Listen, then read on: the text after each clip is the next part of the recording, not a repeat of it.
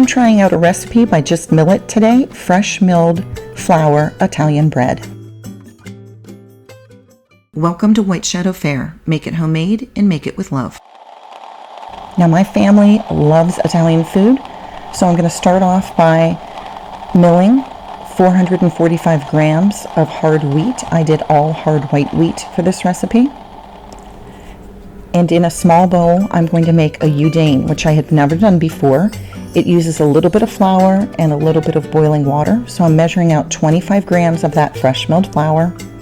And much like a taizong, it is just a Japanese method of baking bread to make it softer and have a longer shelf life. You'll need 50 grams of boiling water, and then you just mix it until it forms a paste. So it is very much like a taizong. A taizong, you are cooking it together to get it hot. This one, you're just adding the hot water. So you're blending well. Here you can see it's kind of thickened up very nicely after about a minute of stirring. And that is all there is to it. This is going to help soften the bread. It's going to help let it have a longer shelf life. I have to say both of these methods are something that I hadn't tried before this year, and I really enjoy them. They do make a difference, and they're quite easy to do. So I just cut this into little pieces and drop it into my mixer. Now my family has been in love with this malt syrup. We have used it for several recipes. It is much like a honey. It's just a sweetener, so if you don't have it, go ahead and use honey instead. You will need 10 grams of that malt syrup.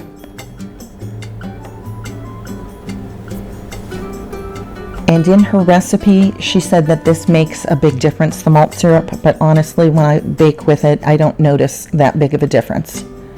And it is rather expensive. 11 grams of salt. I use Redmond's Rule salt, but any salt that you normally bake with will be perfectly fine for this recipe. So I've sprinkled that around, and it is time to measure out 380 grams of water. That just needs to be room temperature water, nothing heated or whatever like you would normally do.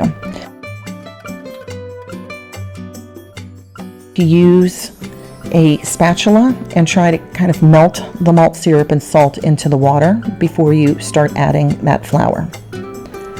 So we love Italian food, and being in search of a great Italian bread recipe, I was really excited when I found this recipe that uses 100% fresh milled flour. So you add the remainder of your flour, and you're just going to give that a quick mix.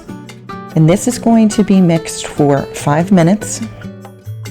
You're going to knead this for 5 minutes, and then you're going to let it sit for 5 minutes to hydrate your wheat berries. And I do love watching my mixer. I scrape down the sides because it is a bit of a wet batter, more than a typical dough. It's much wetter. Think of it kind of halfway between regular bread dough and a sourdough.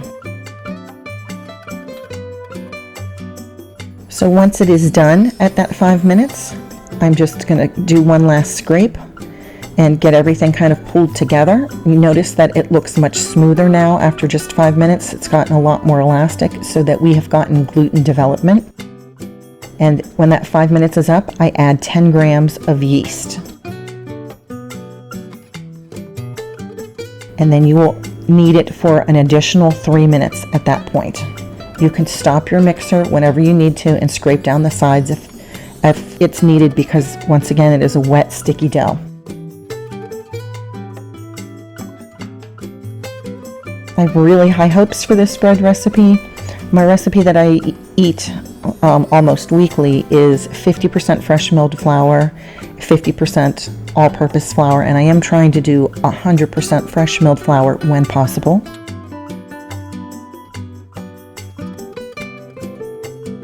So she calls for placing the dough in an oiled bowl, so I'm just using my hand, and you are going to need oiled hands or even damp hands to deal with this dough because it is so wet. Do sourdough, you just get your hands a little damp to deal with the dough, and even though this isn't sourdough, That same concept works here, but just realize this is a much wetter dough. It's a lot stickier even than a sourdough would be. If you haven't already done so, I'd really appreciate it if you would like and subscribe. It would mean a lot to my channel. And if you have any thoughts on something that I should make, leave a comment below because I'm always looking for some new ideas. Here I'm just showing you how absolutely sticky it is.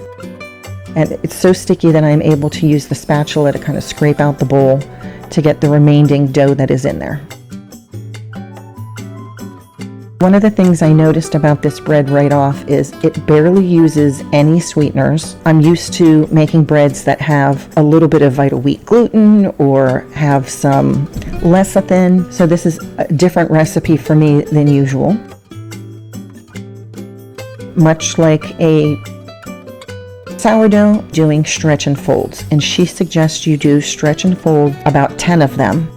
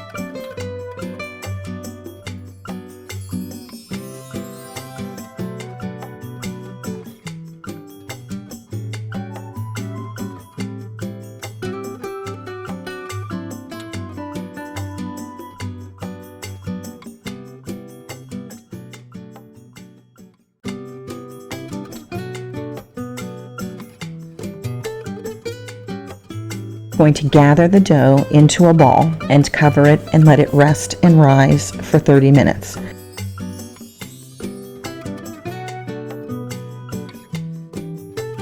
Now you used regular yeast, so unlike a sourdough, this is going to rise in that 30 minutes.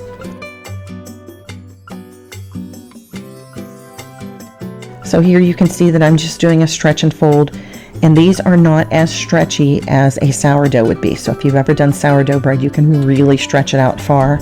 It's not quite like that. So I'm just trying to get a little more gluten development in this. We've only kneaded it for 5 minutes, so it does need a little bit more gluten development.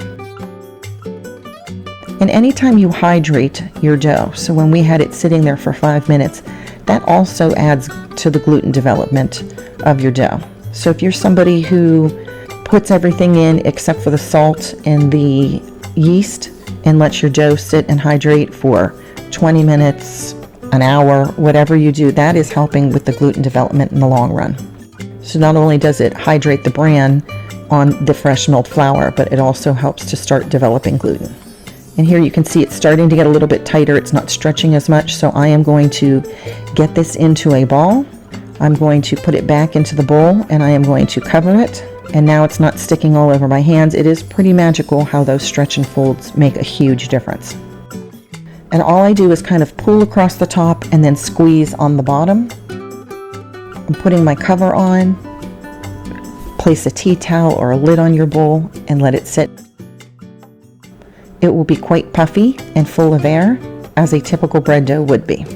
Even though we're treating it a bit like a sourdough, it is not a sourdough, so I'm using dampened hands, and anytime it starts sticking to your hands, just add a little bit more water. Some people use just a bowl of water and they dip their fingers in that. I use a spray bottle. Either method will work. And magically, you don't have to add any flour, you don't have to add any extra oil, and somehow it just doesn't stick all over your hands. I grabbed my bread pan, and I'm getting ready to shape this, a 4x8 bread pan. I shaped it into a log shape like I would any other loaf. Here's where it gets a little bit different. She says to put it in the refrigerator for its second rise. So I'm preheating the oven to 450 degrees. It's been in the refrigerator for about an hour, and you can see how well it has risen during that time. Now you could do a free-form loaf. I always like my loaves to be in the shape of a loaf of bread so that I can cut it up for toast later on. You're going to bake it at 450 in a Dutch oven for 25 minutes. Then you're going to drop the temperature of your oven down to 400 degrees Fahrenheit and bake for an additional 15 minutes uncovered. If you were doing this free form, you would do the exact same thing. You're going to let your bread cool completely before slicing it. And if you don't have a Dutch oven, just bake it in your oven with a pan of boiling water to add the steam that the Dutch oven would have. So you don't have to have a Dutch oven in order to make this. I let it cool completely, and when it came out, it was so crusty and gave me such high hopes that it would be so much like Italian bread. But when it was done and over with, once it cooled off, the crust wasn't there. It was soft on the top, just not quite what I was looking for. It was tasty, but I don't call this Italian bread. But thank you to Just Millet for giving us this recipe. It's always fun to try something new. I hope maybe you'll give this one a try. Thank you for watching White Shadow Fare, and leave a comment below and let me know if it worked out for you.